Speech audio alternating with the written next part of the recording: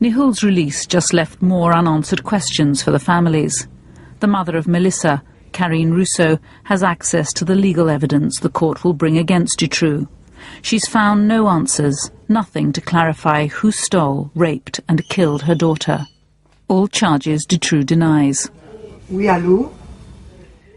Depuis 5 ans, on n'a toujours pas réussi. 5 years on, there's still no admission from Dutroux. Ni à obtenir des traces matérielles ou des témoignages. There's no material evidence, no witness statements which state that it was Dutroux who really kidnapped the children, who really raped them, and who really killed them. Qui les a vraiment violés ou qui les a vraiment assassinés.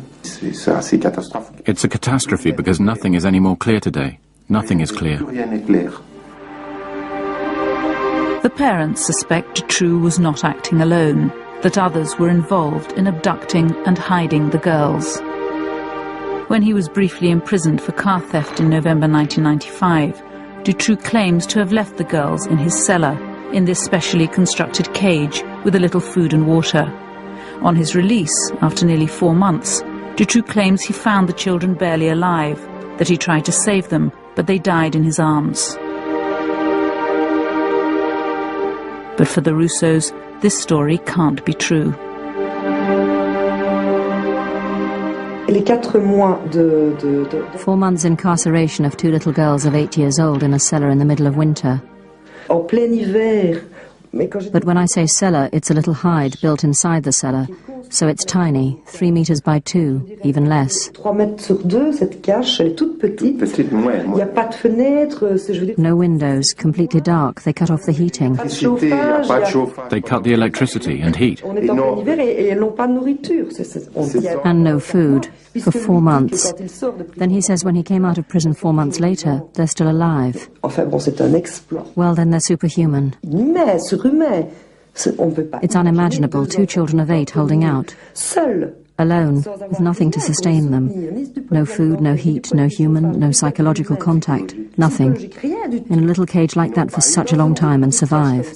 Pendant autant de temps et survivre. So how did they survive so long? Did someone else keep them alive? The Palace of Justice in Liège is the seat of one of Belgium's most powerful figures, Prosecutor General Anne Tilly, who's in charge of the case. She says there's no evidence to contradict Dutroux's version of how the children died.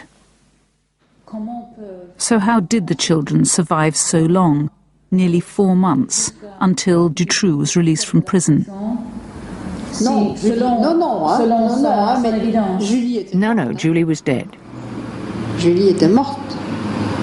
Melissa was nearly dead, and then she died. I think it was the next day. But Melissa, how could she have survived nearly 4 months?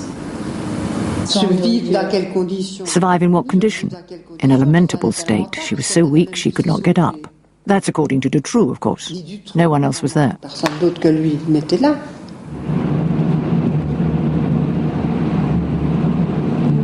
Dutroux was acting alone. This is the mantra repeated again and again in Belgium, with a certitude that for the victims' parents is inexplicable. They believe that investigators have blocked every lead, rejected every clue which would reveal that Dutroux was kidnapping girls for someone else.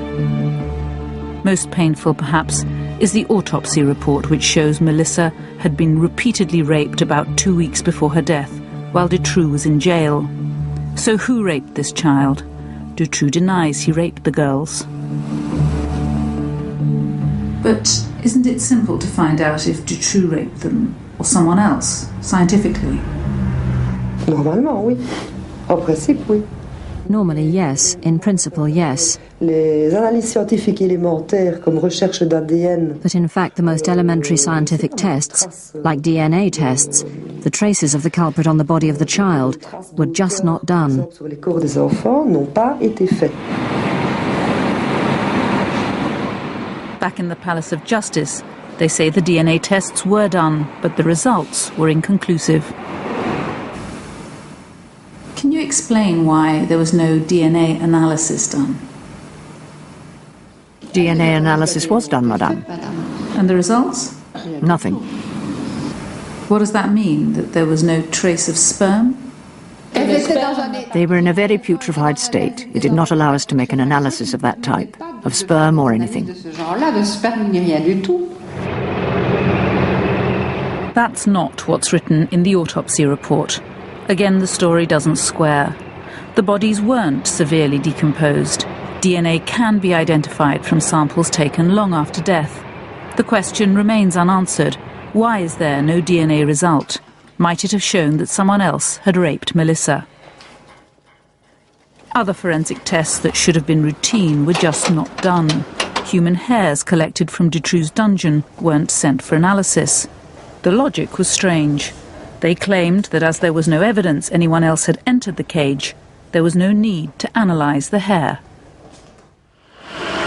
In 5 years, Connerott's successor has shed no light on the abduction, imprisonment or death of the girls. Jacques Langlois refused to be interviewed. Langlois don't believe in a sort of network. For Langlois, the Dutroux is the only one who used the girls.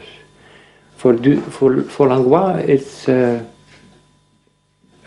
it's simple. There's one raper, Dutroux, and close the case.